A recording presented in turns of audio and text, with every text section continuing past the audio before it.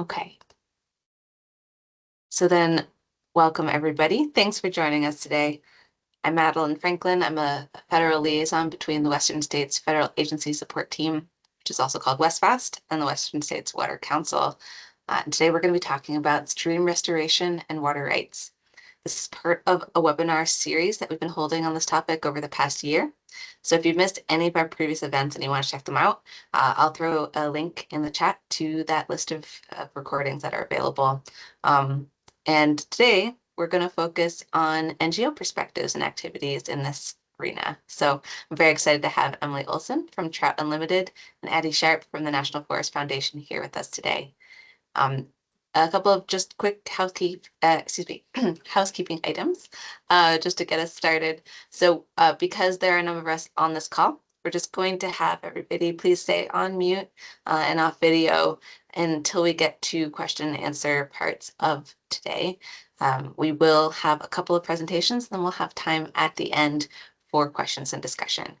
But if anything occurs to you in the middle of the presentation, feel free to throw your questions in the chat and we will get to them. So you don't have to hold on to that thought and forget it.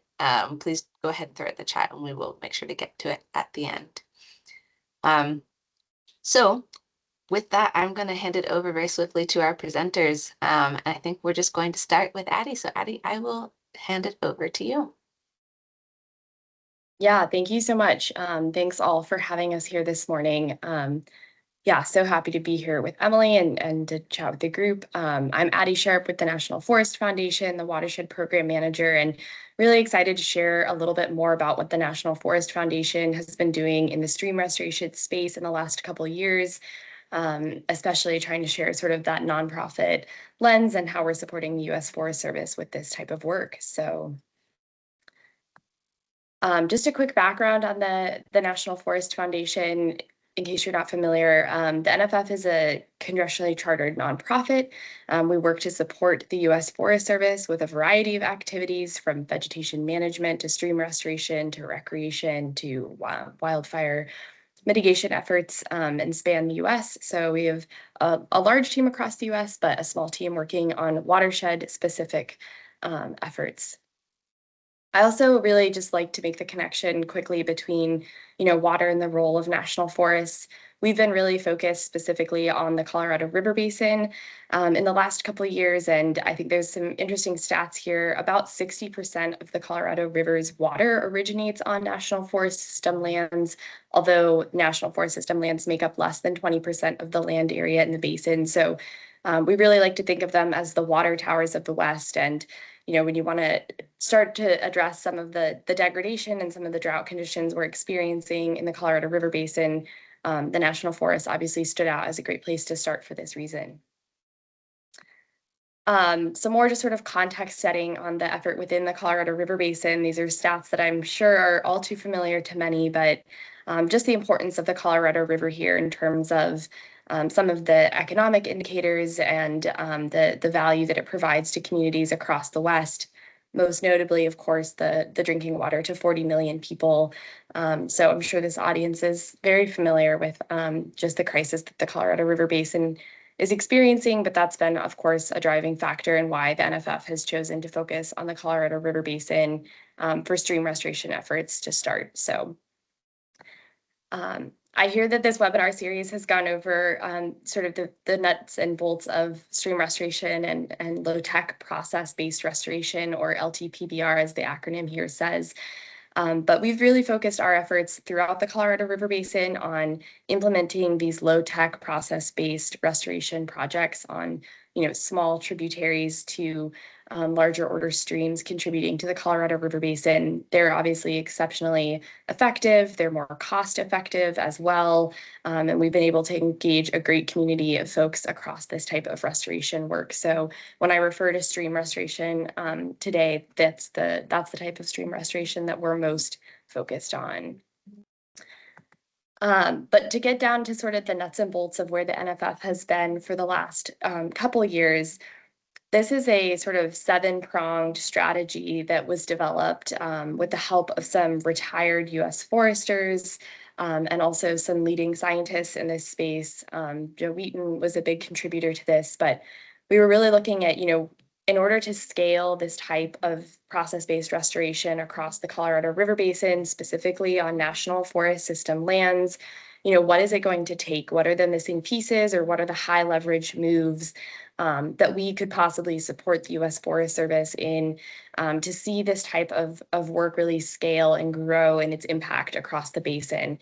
We came up with these 6 strategies around that center orb there. So the first is vision and intentional leadership, science to facilitate action, adequate capacity and expertise to do the work. Of course, enabling regulation, laws, and policies is a big one. Sustained strategic investment at scale. Obviously, there's been such a huge influx of federal funds in the last couple of years, but looking at sort of the out year funding, and then a growing social license for this type of work. And so we've taken these sort of 6 high leverage moves, or these needs, in order to scale this across the basin, and translated it into areas of core work for the NFF. And so a similar diagram here, but slightly different. These are the sort of pillars of the work that the NFF is doing. And so they correspond to the strategies before. So the first is demonstrating leadership and partnership in this space. The second is really relying on data-driven processes and trying to improve sort of the scientific underpinnings of everything that's occurring. Trying to support the training and workforce development, which is such a bottleneck in this space. Again, trying to support on the policy and permitting front, continuing to drum up finance and funding for this type of work, and then really improving upon the communications and storytelling around this type of work. And that's all centered around on the ground projects, because obviously at the end of the day, that's what this is all going to support, is just getting more projects on the ground. So I'm going to spend the bulk of the presentation today walking through each of those 7 strategies, or 6 strategies there to do the work. So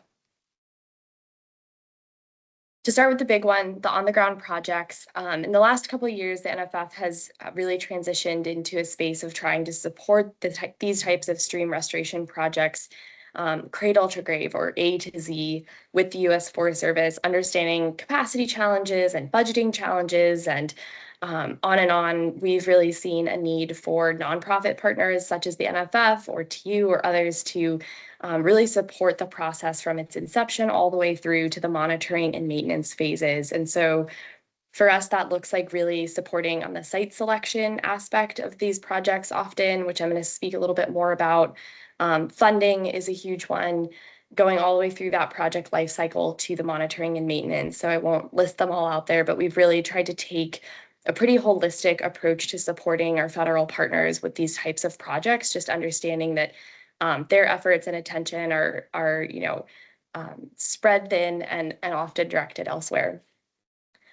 So when it comes to supporting those on-the-ground projects and the siting of projects specifically, the first is, how do you prioritize treatments? How do you prioritize where the work is going to go in a way that really reflects the agency's priorities, as well as our ability to support as the nonprofit partner, and then, also the funding or any of the sort of other constraints. And so this is a sort of readiness factors assessment rubric that we developed. It's a sort of basic checklist for, is a project ready in terms of what the partner needs to be able to bring to the equation, what the agency needs to be able to bring to the equation, and then of course the biophysical characteristics. Is this going to be a good site? Does this have the necessary ingredients and elements to make for a great process-based restoration project? And so I won't go through all of these, but a lot of it is going through, do you have the point people and the capacity to manage the project?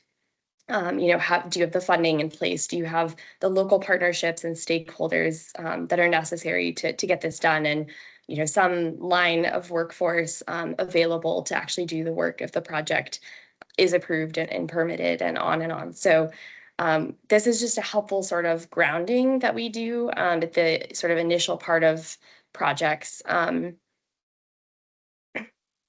Similarly, going into sort of the data-driven processes and trying to support science and knowledge gaps, the NFF has spent the last 2 years building out this geospatial tool, which is publicly available online, and it maps out the opportunity for process-based restoration across the entire Colorado River Basin, all land types.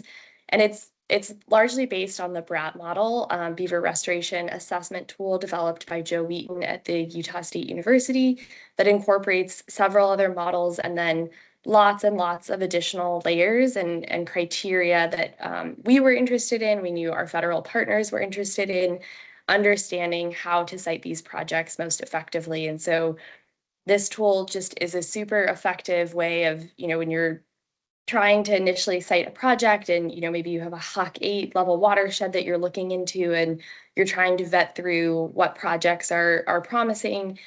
This has been a really useful tool for us to be able to use internally, to bring to our federal partners, to bring to funders, and just to sort of vet through what are the options and what are some of the pros and cons to different sites.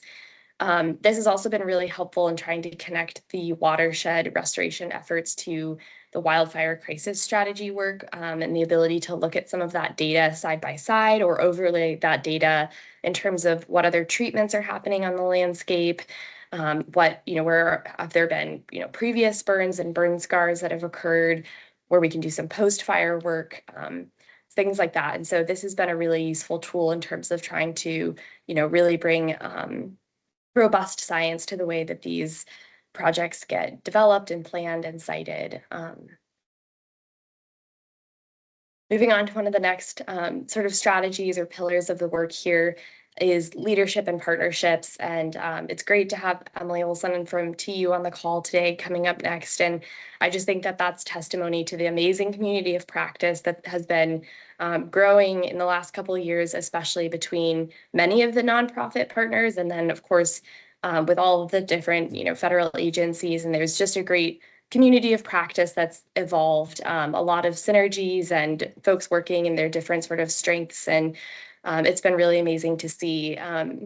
In particular, the NFF has been facilitating a stream restoration working group within the U.S. Forest Service, engaging folks at the national, regional, and forest levels to try to understand the opportunities for scaling up this type of work at each of those levels and using that stream restoration working group to address some of the major bottlenecks and challenges, such as permitting and policy, which comes on a subsequent slide.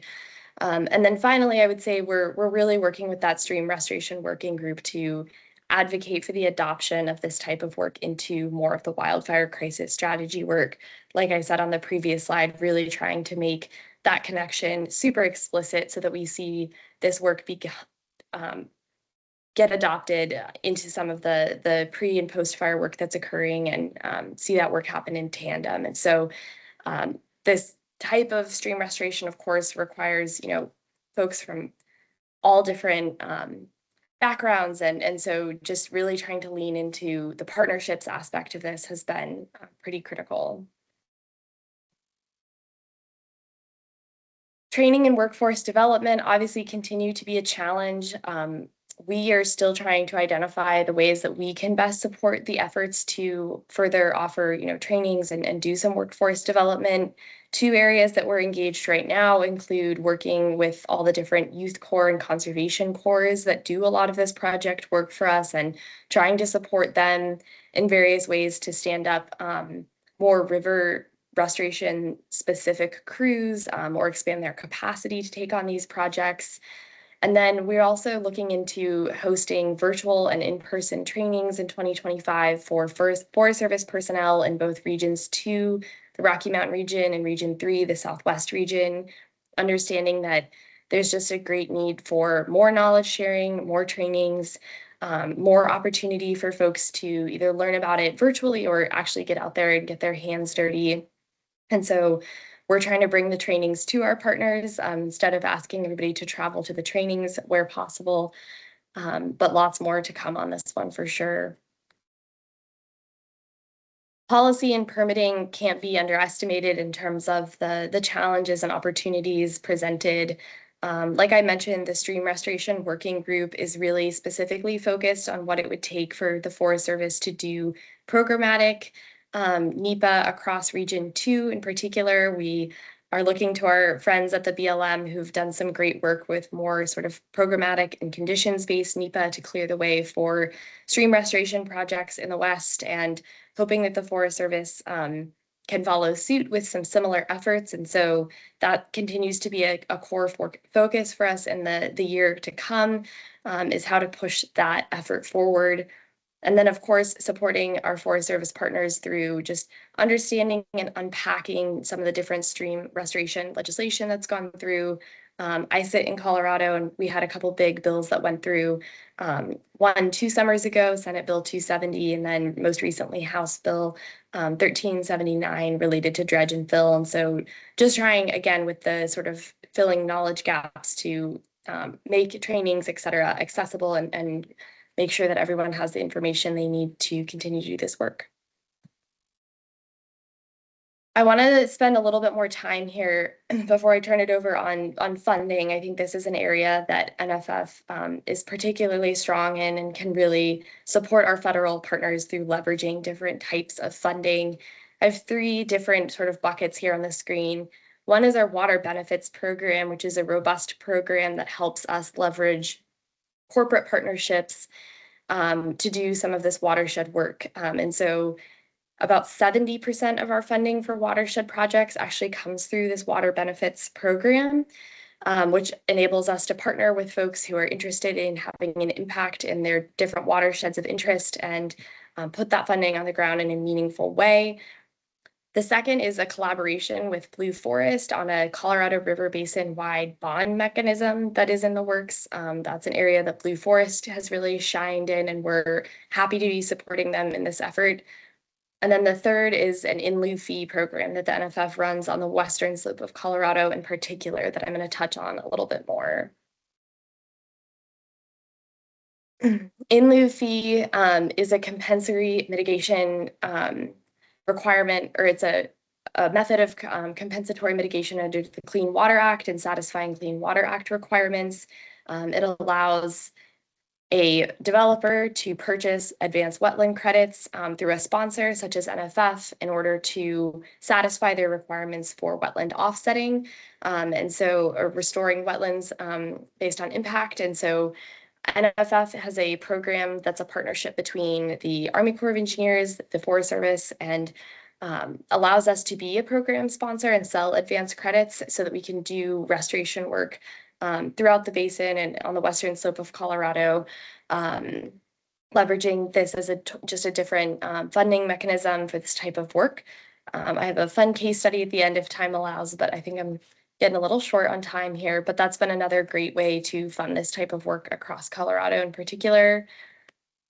And last but not least, the strategy that ties into increasing social license is just storytelling and communications. This is an area that we recognize that we have room to grow, and so we've been really trying to lean in on, what tools are out there to help tell the story of this great work, engage more people in it, make it more accessible.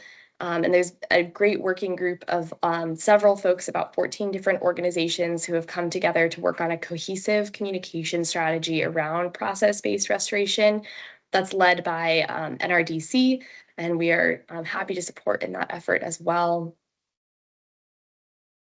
For the sake of time, I'm just going to keep going quickly here. I had 2 case studies that I think just exemplify how the NFF is trying to support Forest Service partners with this really integrated, holistic approach. Sacred Springs on the Coronado National Forest is a great one. We are able to partner with the local Taproot Collaborative down there, also engage with the different tribal entities, universities, and different governmental partners to work on the restoration of this Sacred Springs. This project has a sort of variety of funds coming into it, support from the Walton Family Foundation, from Coca-Cola, and then it also is part of a U.S. Forest Service priority landscape under a watershed restoration action plan that we've been able to help support the development of. Similarly, Soda Creek on the White River National Forest in Summit County, Colorado, was our inaugural in lieu fee site. So that in lieu fee mechanism, and it was super successful. We are working on reestablishing 42.5 acres of wetland in this valley bottom, and this obviously was funded through the sale of wetland mitigation credits in partnership with the Forest Service and with the Army Corps of Engineers. So just 2 quick examples there for sort of how this all comes together and coalesces. But that, I think, is the time. So Super appreciative of the time this morning, and I will turn it over to Emily. Thanks, Addie. Madeline, do you want to take any questions? Or I was going to say, I don't need to jump right in if you want to pause for anything. We can pause quickly just to see if someone has an immediate question, and otherwise we'll move into your presentation. We can take questions at the end. Does anybody have anything? Feel free to raise your hand.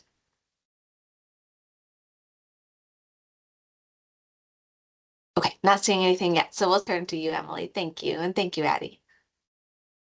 Right, sounds good. Let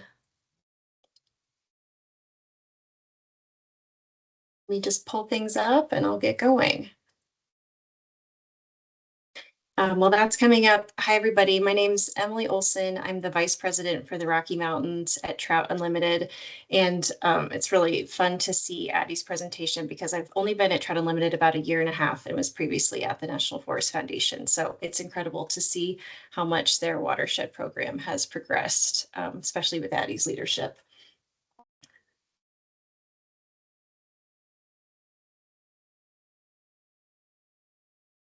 I'm just going to share. Let's see. Madeline, tell me if that comes up okay. It was taking a little while. It looked like it was going to pop up for a second and then it disappeared. Okay, let me give it one more try shot. one more time. Yeah. Thank you.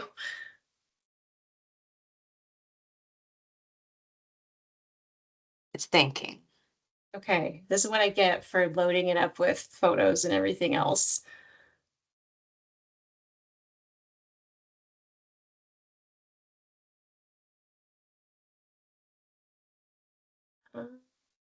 Okay, I was trying to use the fancy new live tool, but I'm gonna just open it the old-fashioned way. So that might work best. Yep.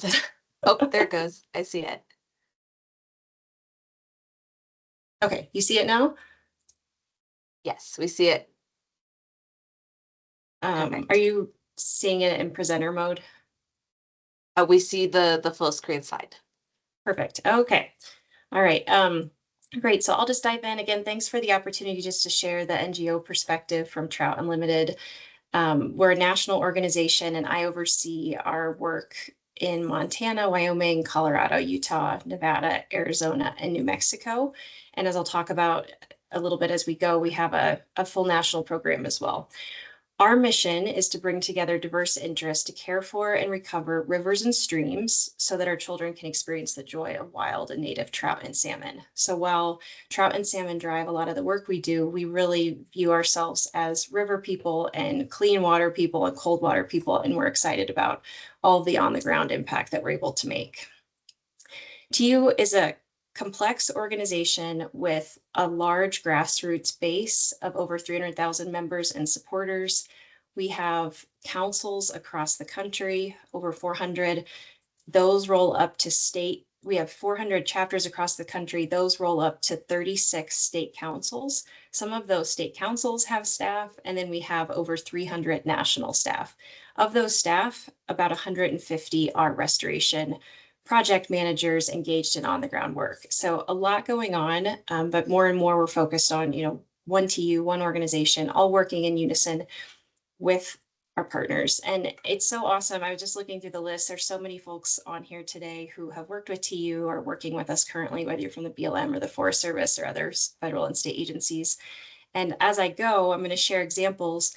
None of this would be possible. I'm going to frame it from TU, but really every single case is a story of partnerships. And on every slide, I could have 5 or 10 logos showed up just to show who's involved in the effort. So we're very fortunate to work hand in hand with agencies and partners across the country. Our model is focused on what we call our virtuous cycle. So we have a lot of restoration work happening on the ground from staff who work in the watersheds where they live. It's really important to us to have locally based staff who understand the communities, as well as staff at the state level who understand the policies and permitting and the political environment within the states that they're working. The restoration work informs and leads into community engagement. It's underpinned by scientific analysis, and we have a strong science team working at the national level. We back that up with communications and marketing, and then focus on advocacy that's driven by and informed by the on-the-ground work. The advocacy then leads to more funding or more policy tools that can better inform our restoration work. So it's all a cycle. We're, just really proud of the way we're able to work from the most on the ground grassroots level all the way up to state capitals and then in DC to make good things happen and to help advance the on the ground work that's so necessary. In the West specifically, our theory of change is pretty simple. We focus on work that provides sufficient water to support healthy aquatic ecosystems by working with communities, land managers, and landowners to find solutions that also meet the water needs of people. So as I go through different project examples, all of it is focused on healthy watersheds and healthy aquatic ecosystems, and all of it is community driven. In the last few years, to better focus where we're working across the West, because when you say the arid West or the Western US, there's so much to do and we can't work everywhere. We worked closely with federal and state agencies, with our state councils, our chapters, and communities to develop what we call our priority waters. Now, across the country, we've identified over 200 priority waters. And those are the places where we are focusing our staff, our resources, and we're really invested for the long term. So in all of these places, maybe we've already been working there 10 years and we don't see any end in sight because we're going to keep doing the work that needs to be done. So I just wanted to show briefly, this is the TU priority waters overlaid with BLM's restoration landscapes. And through some of our national and state level agreements, a lot of our funding with BLM has flowed into those priority waters in those areas where we have overlap. And then similarly, we are also working in a lot of the U.S. Forest Service's wildfire crisis strategy landscapes or the watershed surrounding those. So it's just been nice to know that as we move forward, we're aligned in terms of agency priority areas and our priorities, and we'll continue to stay in lockstep. At the end of the day, what's important for us is that we can show that we're delivering on the ground results as a result of all the policy work and the fundraising and the advocacy and the restoration program across the West. These are our national stats, but we are super proud of the miles of rivers and streams that we've restored and reconnected when you look at all of the individual projects across the country rolling up to hit those numbers. And of course, a growing benefit from all of this work is our ability to help build resilience in Western landscapes. So this is in Oregon, post-fire, showing the refugia that result where we've done stream restoration work. And then similarly, resilience from drought is important. This is in Muddy Creek in the Upper Green River Basin in Wyoming, where we have a longstanding partnership with the Bureau of Land Management. Before I go further, I also wanted to just nod that, I'm the spokesperson today from TU, but many of you likely work with our incredible state directors and state leadership teams, and we're organized by state teams where we have a state director, and then in many cases we have a restoration director and a policy leader or director. Our Pacific region includes Washington, Oregon, Idaho, California, and Alaska. And the Rocky Mountain region includes, as I mentioned, the states shown on the screen. And so again, a lot of those folks are probably the ones that some of you are working with day to day, and we're lucky to have such a strong team. Beyond that, we have national programs, science, government affairs, a national restoration center, a climate and water center, a campaign support center, really set up as a matrix so that we can provide technical assistance and support across the board to our state teams, and our state teams can support our national work. And then similarly, we do a lot to empower and assist and innovate alongside other partners, smaller watershed groups, and so on and so forth. So I just wanted to share briefly, we are just about to wrap up a process-based restoration monitoring handbook. It's dated in November. That's been developed by TU, but will help us monitor all of the process-based restoration projects systematically happening across the West. This has been a close working relationship with BLM that's led to the development of this, and really gives us the opportunity to monitor the outcomes of process-based restoration on a larger scale because of how many projects we're involved in across the West. We've also supported knowledge around water rights, and in-stream flow transactions. We have years of work through TU's Western Water Project and our state-based legal teams working on water rights and in-stream flow. And more recently, we've built out a corporate water stewardship program. There's a guide there just talking about how to quantify metrics, estimate them, and we've seen great success in setting up a variety of new corporate partnerships in the last year. When I talk about stream restoration at TU, because everything we do is really categorized as stream restoration on the ground in some shape or form, I just wanted to share briefly what that includes. So for us, it's everything from abandoned mine reclamation in the headwaters of streams and river systems, which are often on national forests or BLM lands, to a variety of work across federal, state, and private lands that can include everything from floodplain reconnection, traditional form-based restoration with heavy construction and equipment, to process-based restoration, agricultural projects, and then some of the water leases and flow augmentation. So there's a lot here. I'm not going to do it justice whatsoever today, but I just wanted to share a couple examples from states across the West.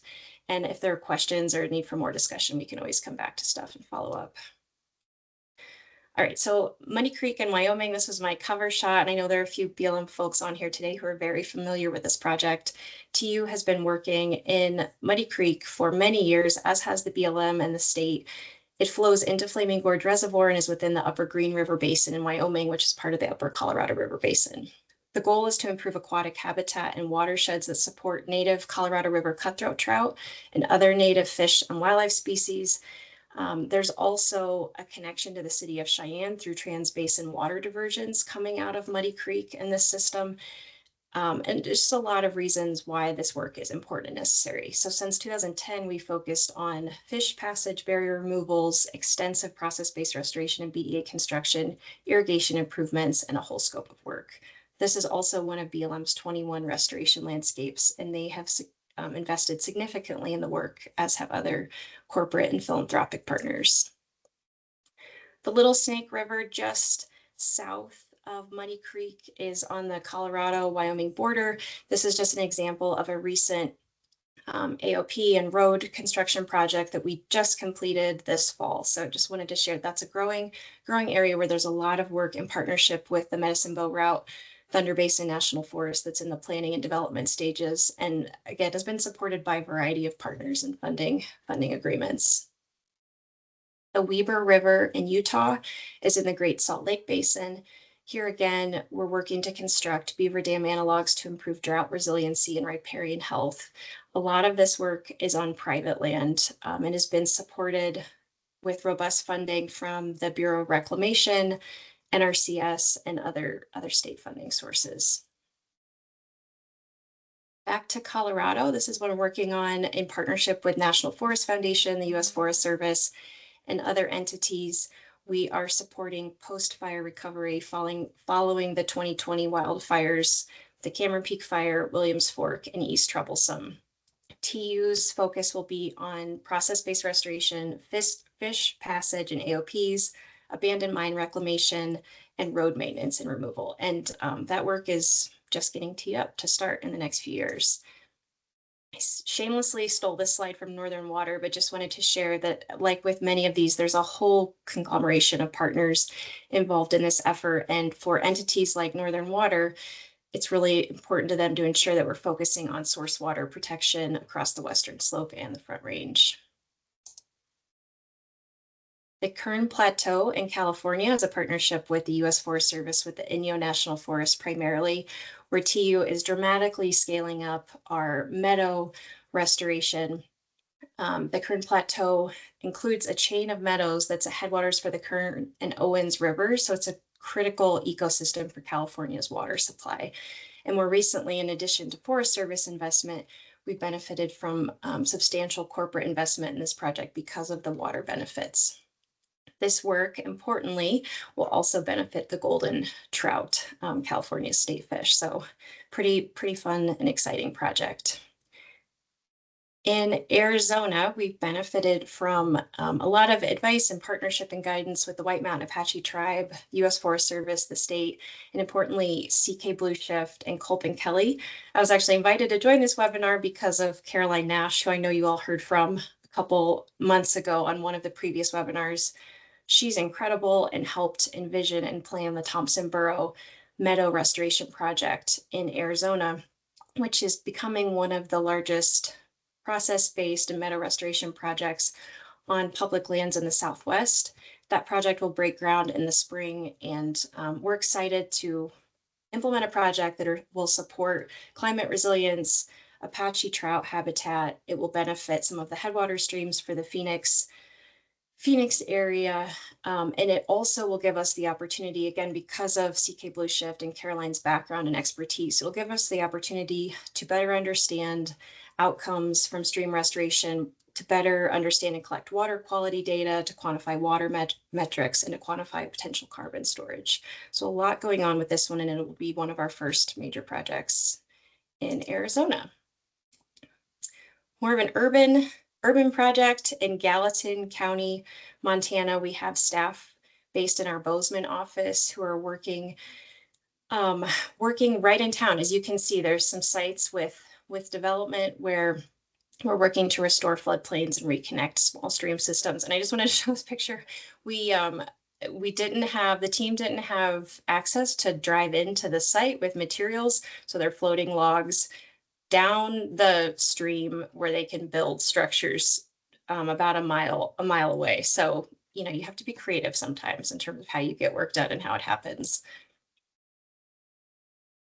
In Montana, the Rattlesnake Dam removal, this was the first of many to come to support aquatic ecosystems and the health of the watershed in the Rattlesnake Wilderness just outside and above the city of Missoula. And this is an ongoing project with many dam removals or dam operational issues. And our staff's been really proud of the work there. That's again happened in partnership with the U.S. Forest Service. Just show this little video that comes up okay. Dam removals are always interesting and kind of fun to watch, especially when we can show a time lapse of how the work happens.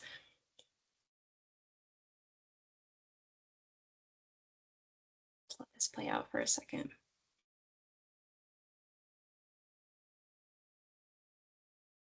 Across the West, TU is focusing on several dam removal efforts. Of course, the largest, which we were one of many partners involved in, was the Klamath Dam removals over the last few months, but there are many other that are smaller like this that we're excited to move forward.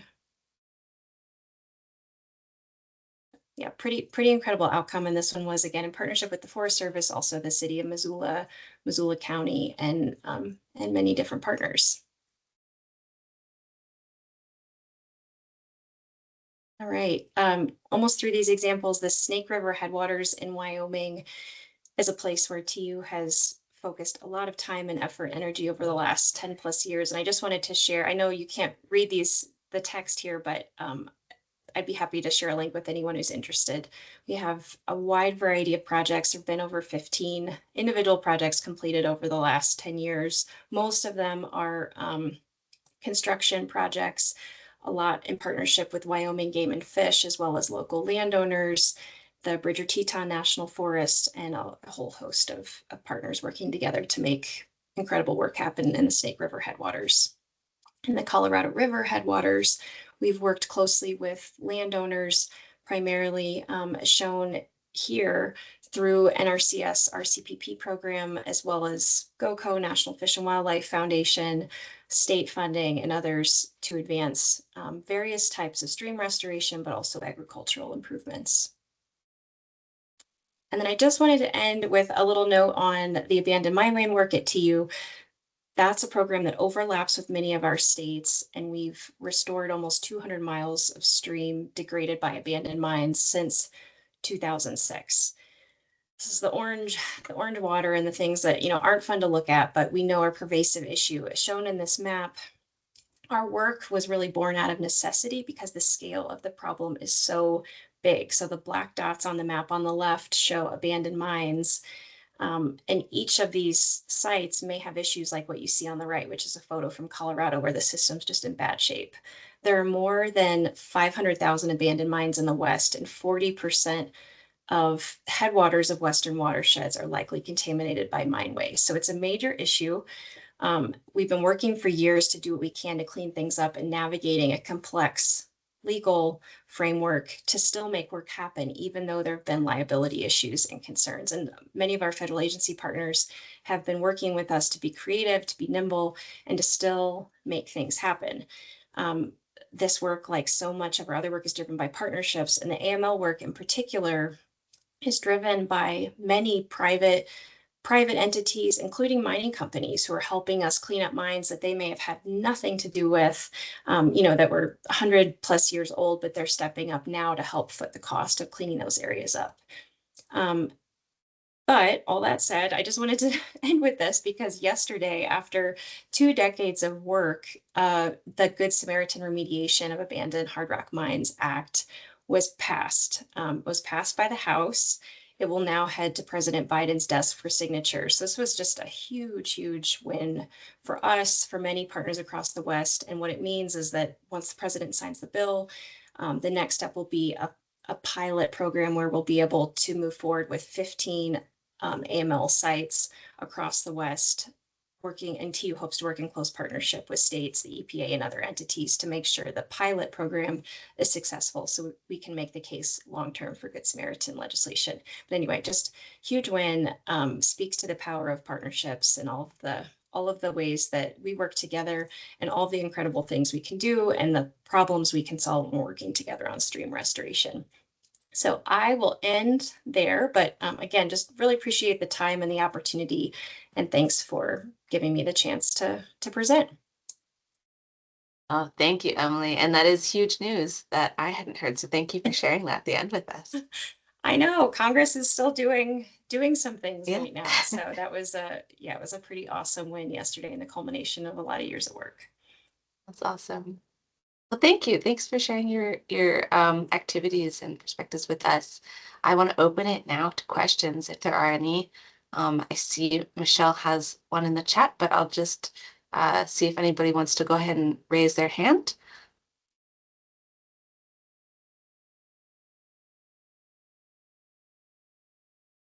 Michelle, do you want to come on and ask your question? Yeah. So my question comes from, sometimes we get feedback from our member states that this restoration work, and this goes back decades, so it may not have anything to do with the recent work that has been done, but going back over decades, sometimes there's a perception, at least, that there's restoration work that's done that takes a great deal of time and money to put in, and then down the road, it doesn't actually work out the way that the science said it should. And so my question is, are you guys tracking what you have done? And I don't know how long you guys have been working in this space, but can you see, and are you tracking, what you've done and what has been the impact of that years down the road? Is it worth it to do the work that you're doing? And I assume it is, or you would stop doing it. And are there times that you have to go back in and fix things because you thought it would work out one way and it turned out it didn't, because you're learning as the landscape is responding to what you've done? I can start, Adde, if you want. It's interesting, Michelle. I'd watched some of the landowner webinar that you had recently, and one of the speakers said, there are these kind of eras of stream restoration, like we used to all be into Roskin, and now process-based restoration is the thing. And I think that's very true at Trout Unlimited, where 10 years ago we were focused on heavy construction work, and these days, as you saw, we're doing a lot of process-based restoration across the country.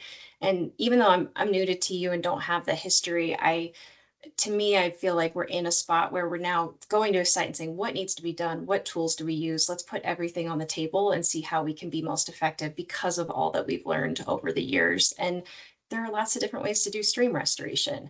And I'm sure there are examples, as some of your speakers have shared, where things haven't gone as expected and haven't worked out. And for us, having community-based project managers who are there over the long term ensures that we can keep going back, not just to monitor, but to fix things and to make changes over time if we need to.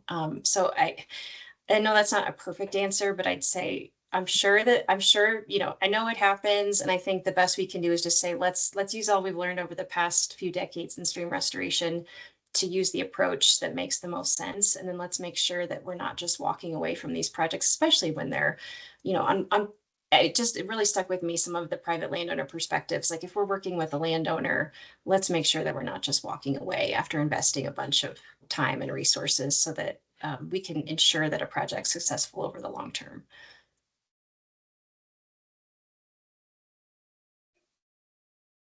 Yeah, Emily, that's a great answer. I think the only thing I would add is, you know, I think that's one area that organizations like TU, like NFF, can be super nimble is in terms of, you know, the ability to budget or to fundraise and have the ability to go back to those, you know, areas or continue to work in those areas, you know, well past the project is over. And so that's an approach we've been really, really committed to, is just making sure that, you know, when we write up these budgets and we have the project plans, that they incorporate, you know, a good 5 to 10 years of sort of out year monitoring and return adaptive management, you know, to make sure that if it's not having the intended impact, we go back and do something else, or we're at least, you know, we're learning from what happened, or we can improve upon, you know, maybe it just wasn't as effective and there needs to be some tweaks made. And so I think with a little bit of forethought, we're trying to get there. We don't have the tenure in this space that TU does to speak to, you know, what were we doing 10 years ago? We weren't.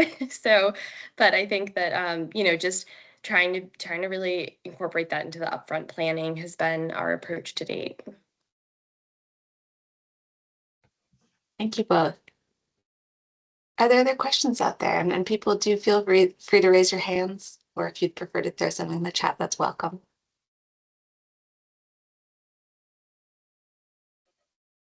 Okay, we have a question coming in from Nicole.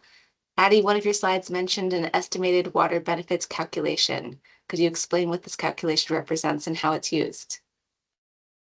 Yeah, that's a great question, Nicole. And this is something our water benefits team and the folks that lead the water benefits program are really invested in. So I'm not the best person to speak to this as a caveat, but the methodology we use is the standard and sort of widely accepted methodology developed by the WRI and others in terms of how to calculate different water benefits based on activities and, you know, what your sort of desired outcomes are. And so for each of the different restoration types, whether it's an in-stream activity or it's an out-of-stream activity, such as you know, different forest treatments, invasive species removal, et cetera. There's different standard equations that go with calculating, you know, whether you're looking at recharge or different metrics. And so the water benefits program, we do all of our sort of in-house upfront estimates on, you know, what is the recharge, for instance, going to be from a process-based restoration project, but then that's all also confirmed by a third-party out-of-house entity. And so I have more materials on that I could possibly share if that didn't totally answer your question, but it's all sort of the standard methodology developed by the World Resources Institute. Great, thanks, Adde. I'll ask a question in the meantime while folks are thinking. To either of you, you know, what factors do you see that are consistent in making a project successful? Is there a magic formula, or at least factors that are usually there when something goes right? Well, you heard me say a lot about relationships, and we're often saying our work moves at the speed of trust, just in terms of, you know, we have to make sure everyone's on board and we're not just pushing something. And so for us, that means trust and relationships with the land manager, landowner, agencies, you know, in the community, and just having an understanding of the environment in which we're operating, what the water needs are, what the political system is. And so I think that's one really key piece, Madeline. And then there are other, Adde mentioned some of this too, but I mean, knowing how to navigate permitting, water rights, funding, compliance, all of those elements have to come together for a project to be successful. Those are the couple things that come to mind right away. Yeah, that's so well said, Emily. I absolutely. I think that partnerships and having somebody like local or, a local organization that's really invested in each of these projects, we at NFF can act like a project sponsor to help bring funding, to bring capacity, but then really tapping into, in the Southwest, the example was the Taproot Collective. In Colorado, just the different like local nonprofits or the groups that are there has been, I think, a key ingredient for success without a doubt. So I couldn't agree more. Thank you. Go ahead, Michelle. And I just typed this up a little bit in the chat as well, but part of the reason that we started this series was that there was a great deal of funding that was coming through to do this stream restoration effort, and WestFAST thankfully approached us and wanted to do some educational effort on Western water rights, in part to just help federal agencies to navigate the water rights requirements in Western states where we have prior appropriation laws. And so my question for you is have your organizations encountered challenges in our various states as you're trying to navigate how to do these stream restoration projects where you might impact downwater or downstream water users, or as states have different permitting processes because we're not all the same, and just any thoughts that you have on kind of getting out ahead of maybe conflicts that might happen because of that.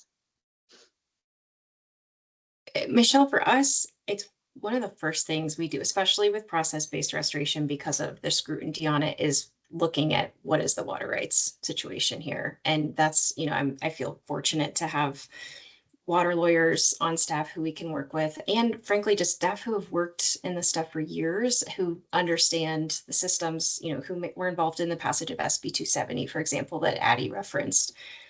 So it's more, for us, it's more about just understanding what's in place or what isn't in place and navigating that. So in Wyoming, for example, we've had it's been frankly smooth to navigate the permitting and the water rights side of things for pretty large scale process-based restoration. In projects like California on the Kern Plateau, where that work's happening. More recently, we're getting to know the system in Nevada, which is very new, and they're still kind of figuring out how they want to handle those projects. And so it's just been case by case, but I feel lucky that in a lot of Western states, TU staff worked on different types of water rights tools or water rights legislation historically. And so there's a little bit of a basis there. The other thing, though, that I'll say is we are very aware of the uncertainties and the unknowns related to the impacts of these projects and how they impact or don't impact downstream water rights, or what's negligible or what's important. And so we have few things in progress. For one, the monitoring protocol to look at the outcomes and impacts and what's actually happening in the floodplain and with groundwater recharge after these projects. And so we're going to be leaning a lot on the science team at TU and in partnership with agencies and other entities, just to make sure that we truly understand, and we're not just taking guesses at what we think the outcomes are from process-based projects in particular. And I think that'll help all of us if we have more certainty about water rights in the future.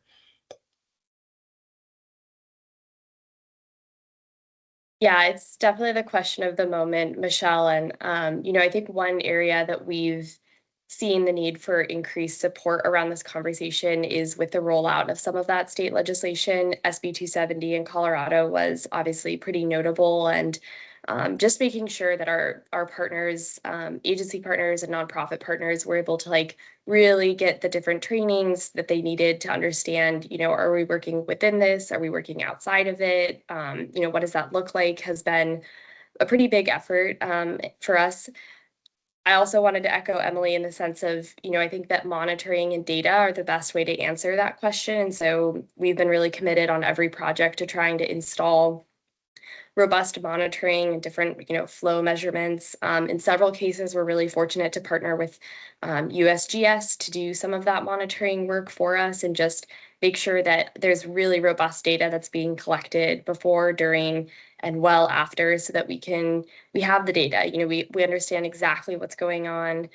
And then similar to what Emily said, and you said this in your question too, Michelle, but getting out in front of it. And so we're trying to be really methodical about conducting like full stakeholder assessments of everybody within a several mile radius of downstream of a project, and understanding exactly what their interests are, and bringing them to the table like truly before the project has even made it onto paper, so that they feel completely involved every step of the way. And that's been really successful in avoiding kind of recalls and, these challenges where, folks they feel blindsided. And so that's been a great approach, but it's absolutely like something to navigate with nuance every time. Thank you. Yeah, great answers.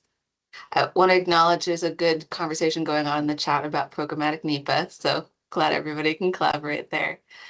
Yeah, Madeline, I was just gonna comment. I mean, thank you to people contributing to that, because I was just gonna say kudos to the BLM. We're certainly, benefiting tremendously from programmatic NEPA and some of the BLM areas mentioned. So it's just awesome to see that, and of course the Forest Service too. So yeah, love seeing that chat. I think we have time for one more question, if there's any out there.